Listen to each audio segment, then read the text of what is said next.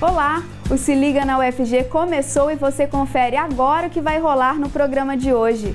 Vamos receber no estúdio a professora Divina Marques, que é representante do Comitê de Ética em Pesquisa da UFG. Vamos conversar sobre a importância dos comitês de ética em pesquisas acadêmicas. Além disso, você vai conferir 3 reportagens especiais sobre implantodontia, uma especialidade da odontologia. Vamos mostrar ainda um laboratório de manejo de pragas e a livraria da UFG. Mais uma vez, o programa de hoje está com uma diversidade de temas, então fique com a gente e acompanhe!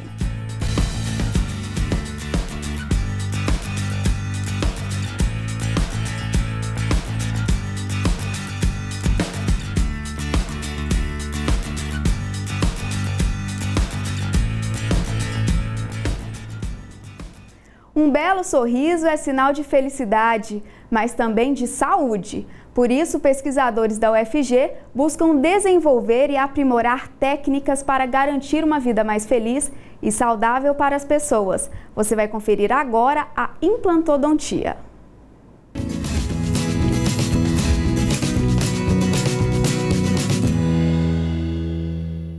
A implantodontia é a área da odontologia que reabilita o paciente e restaura espaços ausentes de dentes através da implantação de próteses dentárias. O segmento teve grandes avanços científicos nos últimos anos e os pesquisadores da UFG têm contribuído para isso. A implantodontia ela vem com um pino, como se fosse, a gente chama de fase cirúrgica, onde nós vamos instalar um implante dentário. No caso, aqui um pino macromodelo, onde esse pino ele vai funcionar como se fosse a raiz do dente. Após o processo que nós chamamos de osseointegração, que seria a formação óssea ao redor desse implante, nós vamos confeccionar uma prótese como se fosse um dente. Vamos instalar um componente protético e sobre esse componente protético nós vamos moldar, colocar um provisório para que esse provisório dê o formato da gengiva, a estética, veja o que o paciente, qual é o anseio do paciente. E depois da gengiva totalmente já configurada, chama perimplante, seja configurado, nós vamos instalar a coroa de porcelana sobre esse dente, no intuito de restabelecer um dente do paciente ou mesmo a boca inteira desse paciente. Nesse contexto, especialistas da Universidade Federal de Goiás buscam aproximar teoria e prática da implantodontia através de uma pesquisa. A tradução do conhecimento para a prática baseada em evidências é uma investigação no campo da implantodontia. O objetivo dela é analisar o impacto do conhecimento gerado, o impacto do conhecimento na prática de profissionais na área de implantodontia, que é uma especialidade da odontologia. A pesquisa busca averiguar em que proporção o conhecimento científico gera mudanças positivas no comportamento das pessoas. A metodologia que está sendo utilizada nessa pesquisa é chamada, atualmente conhecida como pesquisa translacional. É onde você investiga na prática o quanto o conhecimento gerado foi capaz de promover uma mudança de comportamento de quem exerce qualquer tipo de prática. Isso pode ser investigado na odonto, pode ser investigado na educação, pode ser investigado na economia. Por isso, hoje, ela tem sido considerada uma prioridade para o governo, está dentre as prioridades de pesquisa no país, porque é como você pode aprimorar os investimentos do país nos métodos que mais rapidamente possam promover as mudanças em qualquer prática. No nosso caso, da implantodontia. O Se Liga na UFG vai para o intervalo, mas volta em breve. Não saia daí. No próximo bloco vamos falar da importância dos comitês de ética em pesquisas acadêmicas.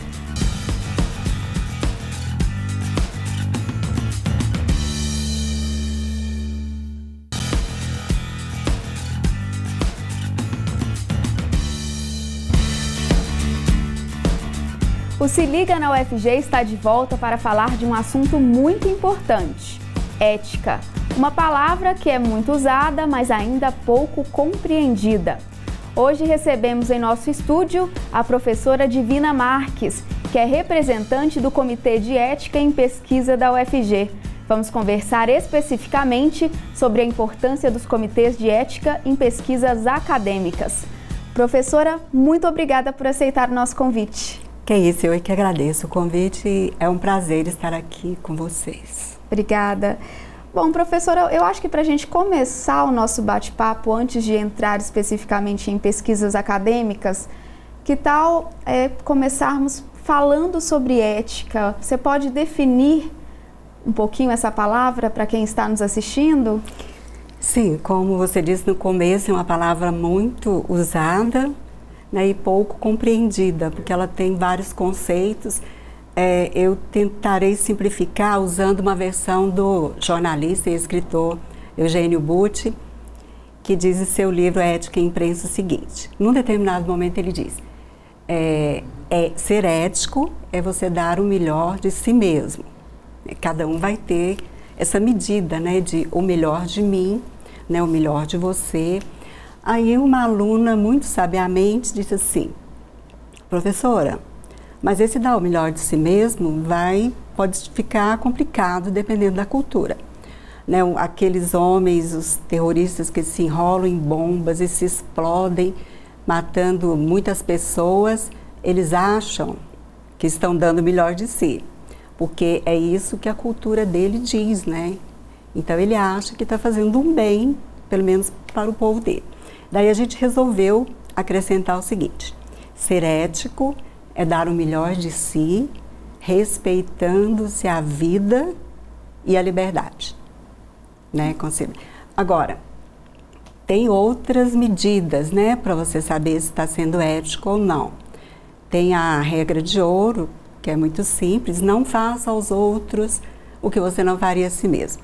Tem a ética de Kant, que diz assim: haja de acordo com que sua ação possa tornar-se uma regra universal. Né? Então, dependendo da cultura, ser ético vai ter uma definição, porque a ética é um hábito que se repete, né, até tornar-se uma tradição. E pode mudar, claro, deve mudar e deve evoluir. E se tornar um hábito, né? E professora, trazendo esse contexto para dentro da UFG, o que é o Comitê de Ética em Pesquisa e qual é o papel dele dentro da universidade? A gente tem 2 comitês de ética aqui na UFG.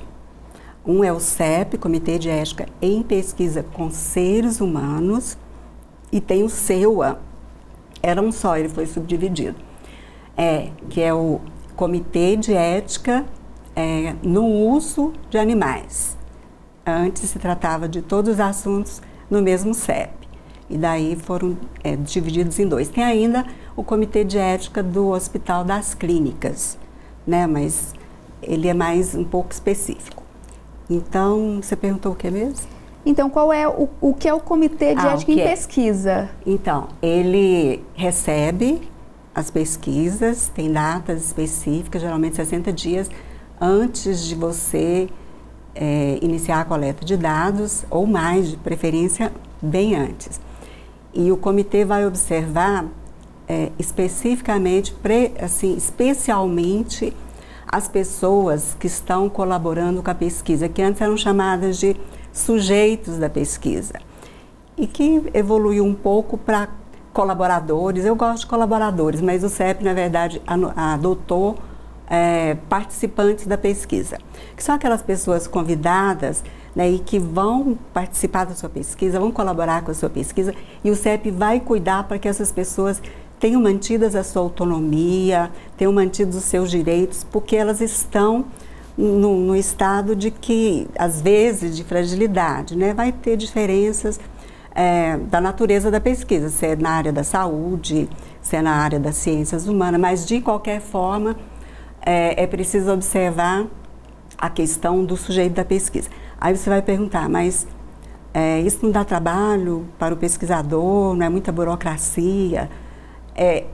Claro, tem um pouco de burocracia, mas o pesquisador, o professor ou o estudante de pós-graduação ou mesmo de graduação, ele também está sendo protegido, porque na medida em que o CEP revisou o projeto dele verificou que ele não está oferecendo, o projeto não oferece risco nenhum para as pessoas que estão colaborando, as pessoas de fora. Então o CEP assinou embaixo. Qualquer problema que ocorrer depois da pesquisa iniciada, vai ter a ajuda do CEP também, o pesquisador vai ter apoio. Se torna um respaldo, né? Um respaldo. Com isso. certeza. Bom, Se Liga na UFG vai para o intervalo e daqui a pouco a gente volta para continuar essa conversa.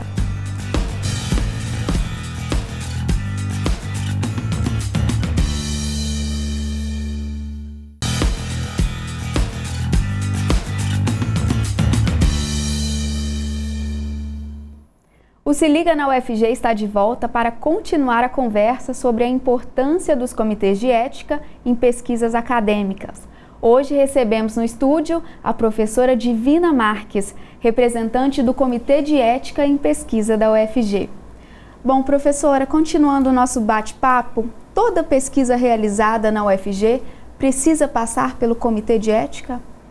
Sim, desde que ela envolva seres humanos, com exceção para monitoramento de serviços, pesquisa de opinião. A gente chama assim de pesquisas inocentes, mas por via das dúvidas eu sugiro que todas deem entrada ou se orientem através do site, da própria sede do CEP, né, porque às vezes ele pensa que não precisa e precisa. E daí vem aquelas exigências do TCLE, que ele também vai encontrar na página, mas por que até as ciências humanas? Porque também esses colaboradores da pesquisa, esses participantes, eles podem se encontrar em estado de fragilidade, né? De repente, numa entrevista simples, ele passa mal, e aí o que o pesquisador vai fazer? Isso tudo, ele vai ser amparado pelo CEP, porque ele tem que dizer lá como que ele vai cuidar do entrevistado dele. Então, tem algumas exceções, mas são poucas. E por que o pesquisador, tirando as ciências da saúde, que são pesquisas assim bem mais, digamos, complicadas e que necessariamente, obrigatoriamente, tem que passar pelo CEP, os demais das ciências humanas, por exemplo, se eles forem publicar numa revista, as revistas hoje estão exigindo o parecer do CEP. Então, algumas revistas, se o pesquisador leva o artigo para publicar a respeito daquela pesquisa e não tem o parecer do CEP, eles não aceitam.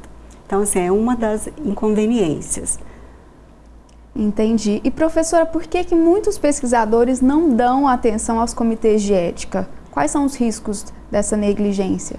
Bom, os riscos dessa negligência é a pesquisa dele ter que ser interrompida, no caso de uma pesquisa com fármacos, né, pesquisas com indígenas, que essas são as mais complicadas, inclusive tem que ir para a CONEP, a Comissão Nacional de Ética em Pesquisa. Então, essas áreas de indígenas, fármacos, tem obrigatoriamente, começa no CEP e passa pela CONEP.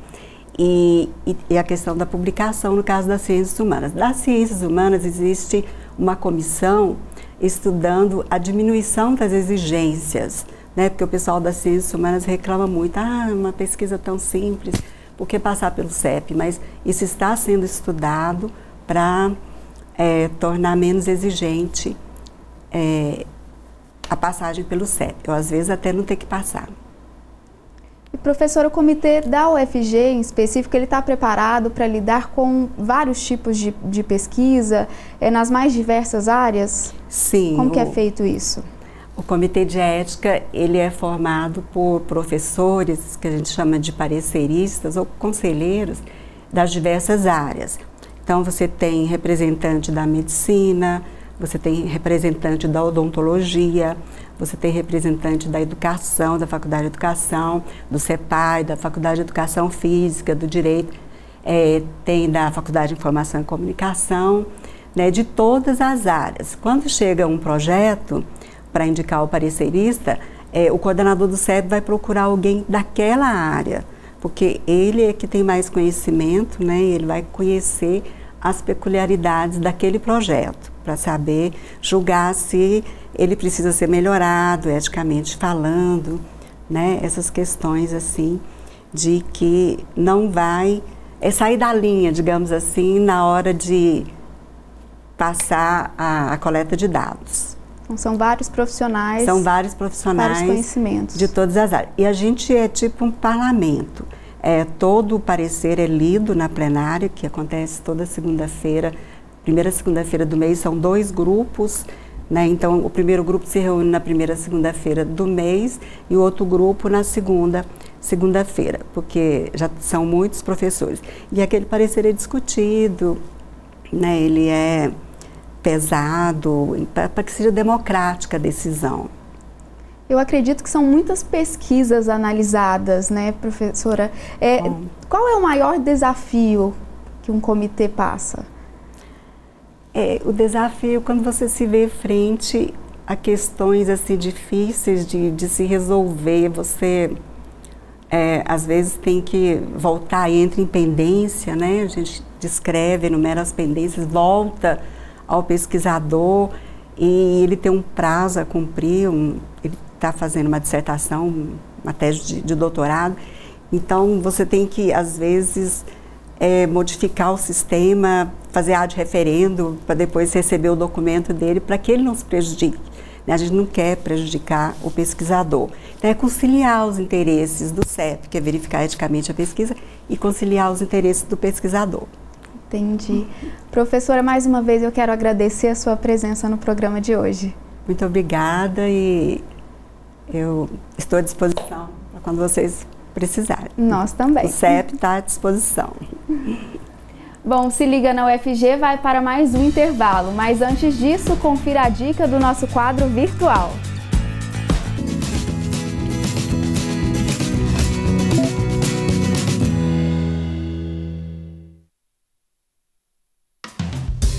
A Universidade Federal de Goiás aprovou o calendário acadêmico para o 2º semestre deste ano e o 1º semestre de 2016. Acesse o site da UFG e confira.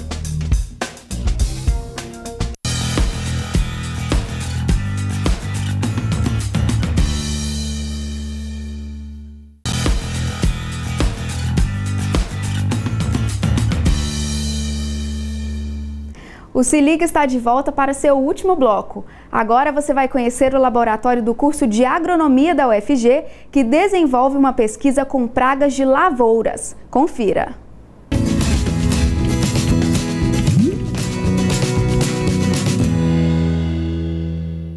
Quando falamos em entomologia, nos referimos à ciência que estuda os insetos sob todos os aspectos e as relações entre eles e o homem, as plantas, os animais e o meio ambiente. Na década de 80, junto com a criação da Escola de Agronomia, a UFG criou o Laboratório de Entomologia, que tem como principal linha de estudo o manejo integrado de pragas.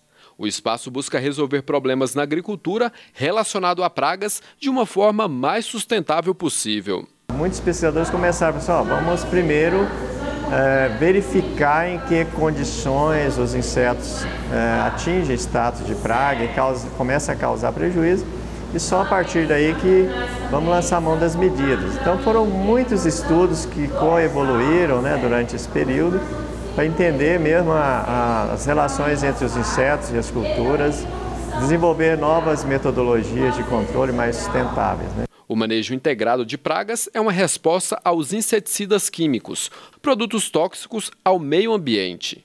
De acordo com a professora do curso, é preciso tomar cuidado na hora de definir se um inseto pode ou não ser considerado praga. O termo praga, sim, ele é utilizado para um inseto quando ele provoca, ocasiona algum dano numa planta que gera um dano econômico. Só de um inseto estar lá se alimentando, consumindo uma folha, ele não é considerado praga. Ele tem que atingir, levar um certo dano econômico naquela cultura para ser considerado praga. Apesar dos avanços tecnológicos, o livro no formato físico ainda domina o mercado editorial. As vendas não param de crescer no Brasil.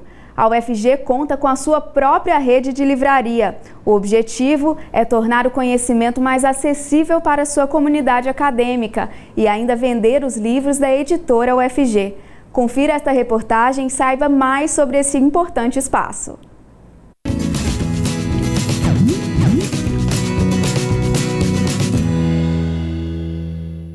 Certa vez, Cora Coralina afirmou: O saber a gente aprende com os mestres e os livros. A sabedoria se aprende com a vida e os humildes. E para que cada vez mais pessoas tenham acesso ao saber, a Universidade Federal de Goiás oferece obras com um valor acessível à comunidade acadêmica, por meio do projeto de extensão Rede de Livrarias UFG. Os livros que estão dispostos na livraria, eles são vendidos para a comunidade acadêmica com os descontos que nós recebemos das editoras, uma vez que essa livraria não tem uma função comercial lucrativa. A nossa intenção é exatamente fazer com que os livros cheguem para os alunos, professores e servidores a um preço mais acessível. Atualmente são 2 livrarias funcionando dentro da universidade. Esses espaços surgiram para fazer circular a produção da editora UFG e para aproximar a comunidade acadêmica da produção editorial brasileira. A função básica da livraria com a comunidade é encurtar esse espaço entre o leitor e o objeto livro. Então a livraria hoje ela é muito bem tratada, muito bem cuidada, é um ambiente muito agradável. Nós temos um projeto arquitetônico que favorece isso. Nós contratamos um arquiteto específico para poder dar uma imagem, para poder dar uma identidade a esse espaço. Então a livraria por si só é um ambiente envolvente que faz com que você entre, né, nesse espaço e queira ficar. O Se Liga na UFG de hoje está acabando, mas a gente continua acessível na internet. Anote o e-mail que está aparecendo aí na sua tela e entre em contato com a gente. Acesse também a nossa página no Facebook e curta as novidades. Se você perdeu ou quer rever algum episódio, basta acessar o canal da TV UFG no YouTube. Até semana que vem. Até lá!